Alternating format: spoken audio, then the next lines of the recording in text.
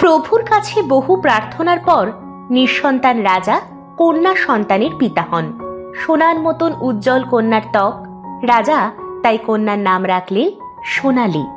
সময় পেরিয়ে যায়, সোনালীর বয়স 18 ছুঁই ছুঁই। আব্বা হুজুর, সুপ্রভাত। সুপ্রভাত। আব্বা হুজুর, আমি একটু মালির বাড়িতে যেতে চাই, অনুগ্রহ করে যদি অনুমতি দিতেন। শোয়ের জন্য পরাণ পড়ছে বুঝি? হ্যাঁ আব্বা হুজুর, মাঝে সে মামা বাড়িতে ছিল, অনেক দিন তাই দেখা হয়নি। দাসীর মুখে শুনলাম আজকেই বাড়ি ফিরেছে, দেখার লোভটা সামলাতে পারছি না।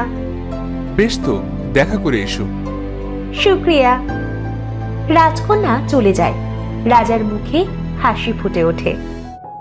দেখতে দেখতে কন্যা আমাদের অনেক বড় হয়ে গেছে। বড় তো হচ্ছে মহারাজ, কিন্তু তার সঙ্গে যে চিন্তায় আমার ঘুমও হারাম হয়ে গেছে। চিন্তা? কিসের চিন্তা? আপনি ডাইনির কথাটা ভুলে গেছেন? ডাইনি? ও হ্যাঁ, রাজকন্যা সোনালীর জন্মের পর রাজ্য এক ডাইনির উৎপাতে অতিষ্ঠ হয়ে গিয়েছিল। তুমি তার কথা বলছো? হ্যাঁ, আমার তো এখনো সেই দিনটার কথা মনে পড়লে গা শিউরে ওঠে। দেখি তো রাজকন্যাকে। ও মা, কি সুন্দর! আমার তো এই কন্যাকেই লাগবে। ডাইনি, এটা করো না, ছেড়ে দাও, ওকে দোলনায় রেখে দাও। বললেই হলো, ওকে আমি সঙ্গে নিয়ে যাব, ভীষণ আদরে বড় করে আমার পুত্র আবিরের সঙ্গে ওকে বিবাহ দিব। দোহাই তোমার ডাইনি বুড়ি, ওকে ছেড়ে দাও, ও আমার বেঁচে থাকার একমাত্র অবলম্বন। কার কাছে কি বলছো তুমি? এ শুনবে তোমার কথা? মন বলে কিছু আছে নাকি ওর? কি বলছিস? আমার মন নেই? আছে, তবে সেটা তোর দেহের মতোই কদাকার কুৎসিত। তুই আমায় কদাকার বলে অপমান করলি? বেশ বেশ, তোর কন্যাকে আমি নিলাম না, তবে অভিশাপ দিয়ে গেলাম। অভিশাপ দিলাম, তোর এই সুখের সাম্রাজ্য ছাড়খাড় হয়ে যাবে যখন রাজকন্যার বয়স 16 হবে। ডাইনি যা বলেছে তা যদি সত্যি হয়, তাহলে যে এখনই শেষ সময়। আর তো মাত্র 2 দিন, তারপরেই রাজকন্যা 16তে পা রাখবে।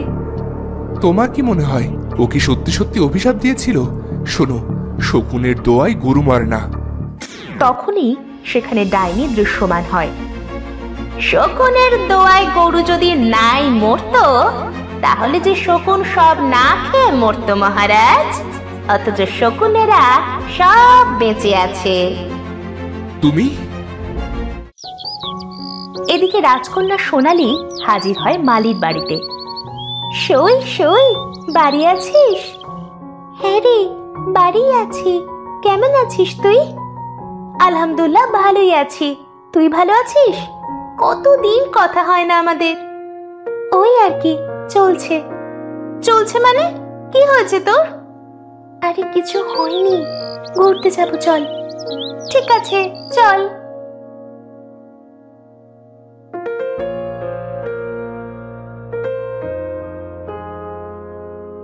তারপর ওরা রাজদিঘির পাড়ে হাজির হয়।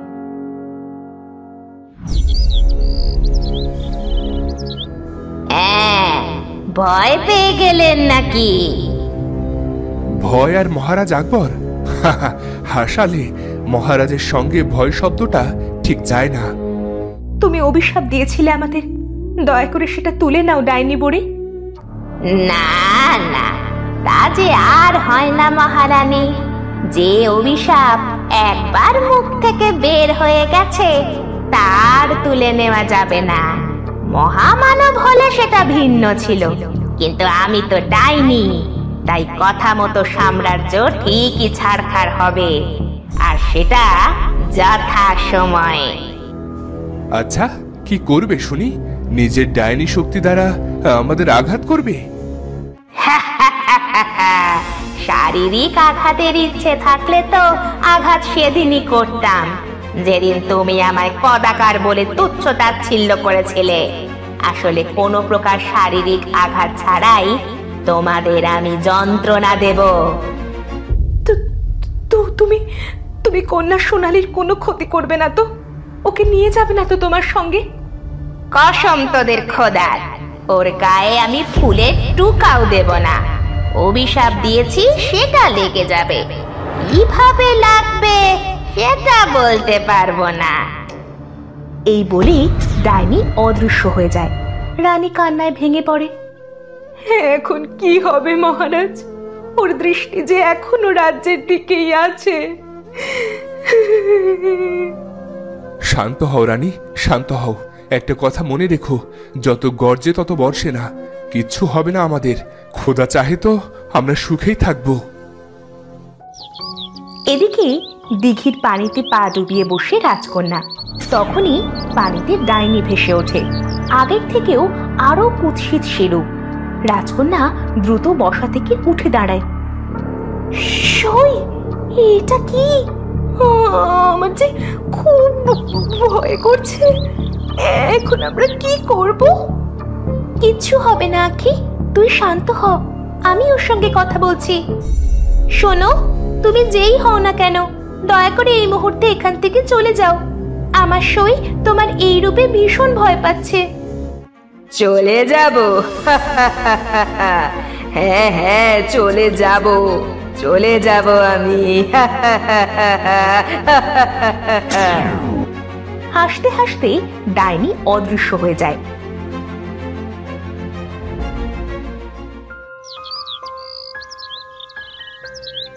সেদিন ডাইনির সামনে রাজকন্যা স্থির থাকলেও ভেতর থেকে একটা আতঙ্ক তাকে ঘিরে ধরেছিল।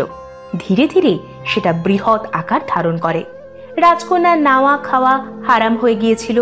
সে ঘুমোতে পারত না।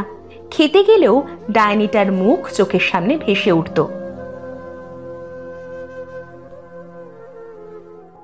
সোনালি মা আমার, রাতে তোমার জন্য কি বানাবো?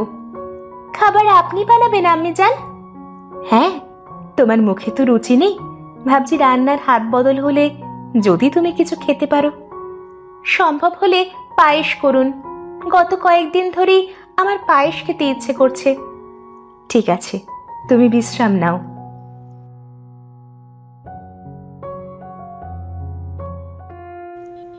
তারপর রানী রাজকন্যার পছন্দের পায়েস তৈরি করে আনে। রাজকন্যা সে পায়েস খাওয়ার আগেই চিৎকার করে ওঠে, ওই তো পায়েসে ওর মুখ দেখা যাচ্ছে। নিয়ে যাও, নিয়ে যাও এগুলো আমার সামনে থেকে। আমি কিচ্ছু খাবো না, কিচ্ছু না। মহারাজ, কি হয়ে গেল আমার কন্যা? নাওয়া নেই, খাওয়া নেই, এভাবে যে ও অসুস্থ হয়ে যাবে। এমন সময় কক্ষে রাজমাতা প্রবেশ করে। কোথায় কোথায় আমার নাতনি? রাজমাতা, আপনি এসেছেন? দেখুন না, আপনি সফরে যাওয়ার পর সব কেমন এলোমেলো হয়ে গেছে। রাজকন্যা সোনালী আজ অনেক দিন ধরে শয্যাশায়ী। আমি সব শুনেই এসেছি, চিন্তার কিছু নেই। এখন সব ঠিক হয়ে যাবে। দ্রুতিমা, দাও পায়েসের বাটিটা আমাকে দাও। রানী রাজমাতার হাতে পায়েসের বাটি তুলে দেয়। এবার তোমরা আমাদের একলা ছেড়ে দাও। ঠিক আছে রানী, চলো। হ্যাঁ, চলুন। ওরা চলে গেলে রাজমাতা পায়েসের বাটিটা পাশে রেখে বললেন, রাজকন্যা সোনালী, আমার চোখের দিকে তাকাও তো। রাজকন্যা রাজমাতার চোখের দিকে তাকাতেই সে অদৃশ্য শক্তিতে বশীভূত হয়ে যায়। এখন তুমি বিছানায় শুয়ে পড়বে। সঙ্গে সঙ্গে রাজকন্যা সোনালী তার বিছানায় শুয়ে পড়ে। রাজমাতা ছন্দ মিলিয়ে বলতে থাকেন, ঘুম কন্যা ঘুমাও তুমি মনের খুশিতে, ঘুম পরীরা আসুক নেমে ঘুমের দেশেতে, ঘুম কুমার এসে হাত রাখুক তোমার হাতে, ঘুম কন্যা ঘুম কুমার ঘুমাক দিনে রাতে। এদিকে রাজা রানী রাজসভায় গিয়ে বসে। রানী, তোমার কি মনে হয় রাজমাতা কি পারবেন আমাদের কন্যাকে খাওয়াতে? তখনই বাহির থেকে রাজমাতার প্রবেশ ঘটে। কি খাওয়ানোর কথা হচ্ছে? কাকে কি খাওয়াবে? রাজমাতা, আপনি এখানে? তাহলে রাজকন্যার সাথে কি আছে? রানী চিৎকার করে ওঠে, হে আল্লাহ, আমার কন্যার যেন কিছু না হয়। ওরা দৌড়ে যায় রাজকন্যার কক্ষে। ততক্ষণে যা হওয়ার হয়ে গেছে, রাজকন্যা ঘুমে তলিয়ে গেছে। সোনালি মা, মা আমার, চোখ খোল, কথা বল মা। কে কে তুমি? আমার ছদ্মবেশী রাজকন্যার কক্ষে কেন এসেছো? কি করেছো তুমি ওর সাথে? কি হলো, উত্তর দাও, কি করেছো তুমি আমার কন্যার সাথে? ছদ্মবেশী রাজমাতা ডাইনি রূপে ফিরে আসে। ঘুম কন্যা এখন ঘুমের দেশে, ঘুম কুমার তখনও আছে পাশে। ঘুম রাজ্যের ভ্রমণ শেষে ঘুম কন্যার ঘুম ভাঙবে হেসে, ঘুম কুমারকে ভালোবেসে। ডাইনি অদৃশ্য হয়ে যায়। তারপর অনেকগুলো দিন কেটে যায়। রাজকন্যা সোনালীর ঘুম আর ভাঙে না। বহু রাজ্য থেকে বহু সাধক চিকিৎসককে আনা হয়, তারপরও কিছুতেই কিছু হয় না। মেয়ের শোকে রাজা রানী শয্যাশায়িত হয়ে পড়েন। নিরুপায় হয়ে রাজমাতা নিজেই রাজভার গ্রহণ করেন। সেদিন রাজমাতা স্বয়ং মন্ত্রীর সঙ্গে বাইরে বের হন। মহামন্ত্রী মশাই, এদিকে ফলন উৎপাদন কেমন হয়? প্রজাদের আহারাদির কোনো কষ্ট হচ্ছে না তো? না রাজমাতা, খোদার অশেষ রহমতে ওরা বেশ স্বাচ্ছন্দ্যেই দিন কাটাচ্ছে। আলহামদুলিল্লাহ, শুনে ভালো লাগলো। তখনই সেখানে একটা যুবক হাজির হয়। শুনুন ভাই, আমার একটা সাহায্যের প্রয়োজন ছিল। কি সাহায্য বলুন? আপনারা কি বলতে পারবেন রাজা আকবরের বাড়িটা কোন দিকে? তুমি রাজবাড়িতে যাবে? এই তো আমাদের রাজমাতা। রাজমাতা, আমার সেলাম গ্রহণ করুন। আমার রাজকন্যা সোনালীর সঙ্গে একটা কথা বলার ছিল। রাজকন্যা সোনালী তো এখন ঘুমের দেশে আছে। আমি জানি সেসব কথা। আপনি শুধু একটা বার আমার ওনার সাথে দেখা করার সুযোগ করে দিন, দোহাই, না করবেন না। আপনি কি পাগল হয়ে গেছেন? থামুন মহামন্ত্রী মশাই। যুবক, চলো।